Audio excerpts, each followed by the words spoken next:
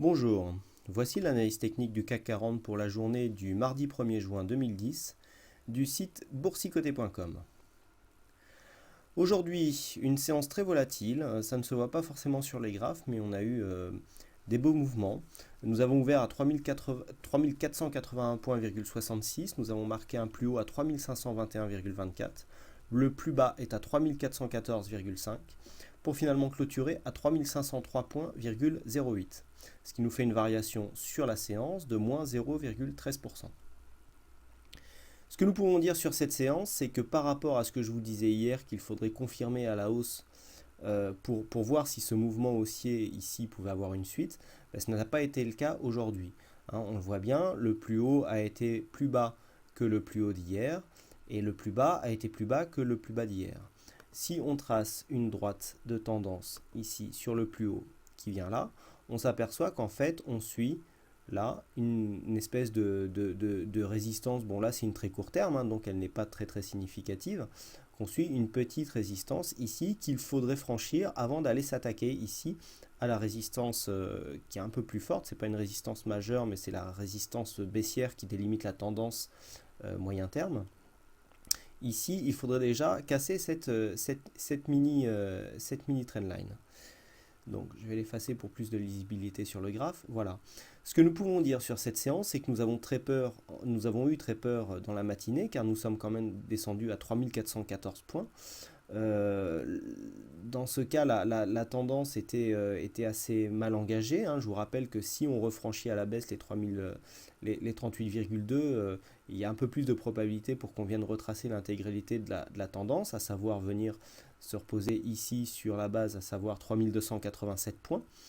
Ce que l'on peut dire, alors, si on trace un retracement, si on retrace un Fibo ici sur cette mini-tendance, voilà, sur cette petite tendance haussière, on voit ici qu'on est venu s'appuyer sur les 50% des Fibo. Bon, on est à 3420, le plus bas est à 3414, la zone est à peu près respectée. On pourrait partir du principe qu'on est venu ici consolider cette mini-tendance avant de repartir vers le haut. Le fait que les vendeurs n'aient pas pu tenir cette position et que nous ayons clôturé en hausse pourrait valider ce scénario d'en fait, ça serait en fait prendre de l'élan pour mieux recasser cette résistance.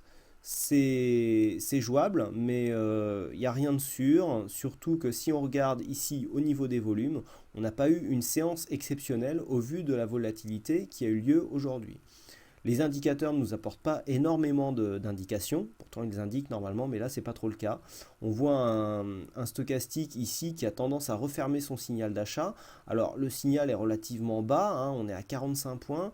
Un signal d'achat refermé à ces niveaux-là marquerait quand même un signe de fragilité de cette tendance haussière qui pour l'instant, tant qu'on n'a pas dépassé les 61,8, pour moi ne sont qu'un retracement, enfin qu'un mouvement technique de consolidation par rapport à une tendance de fond qui, elle, reste baissière.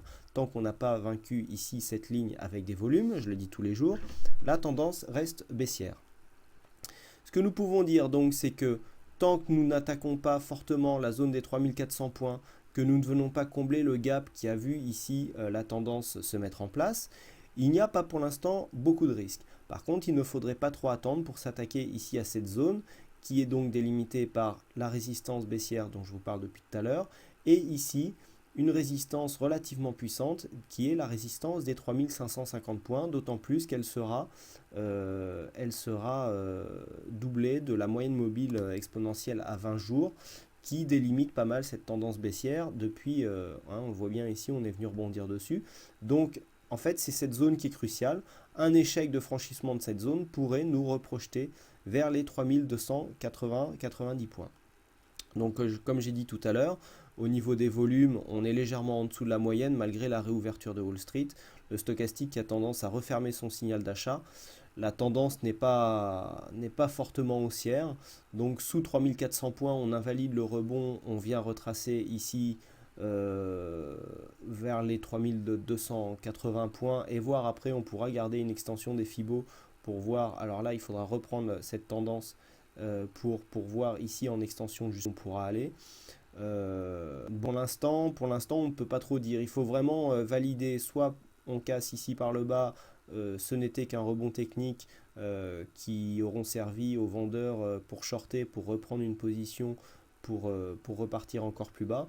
Soit ici, on arrive à casser cette tendance, on inverse, on passe neutre et on voit si par la suite les mouvements nous font marquer de nouveau plus haut moyen terme ou si c'est un mouvement qui, à mon sens, on oscille en ce moment entre les mauvaises nouvelles qui nous font descendre, les bonnes nouvelles qui nous font monter mais un peu moins fort. On s'achemine vers une tendance relativement neutre, pourquoi pas jusqu'à la fin de l'année, hein. Pour l'instant, il y a trop peu d'éléments pour vraiment définir cette zone, mais on s'acheminerait vers une tendance relativement neutre pour cette année, alors qu'une forte croissance était attendue. Voilà ce que l'on peut dire sur cette séance. Donc oui, hein, on valide à la hausse ici, on invalide le mouvement haussier ici au franchissement de cette trendline. Voilà, merci encore une fois à toutes et à tous pour votre fidélité et pour vos visites, pour vos nombreuses visites sur le site boursicoté.com. Je vous rappelle que le live de lundi soir, donc lundi 31 mai, est toujours disponible sur la page vidéo du site boursicoté.com. On a parlé des turbos.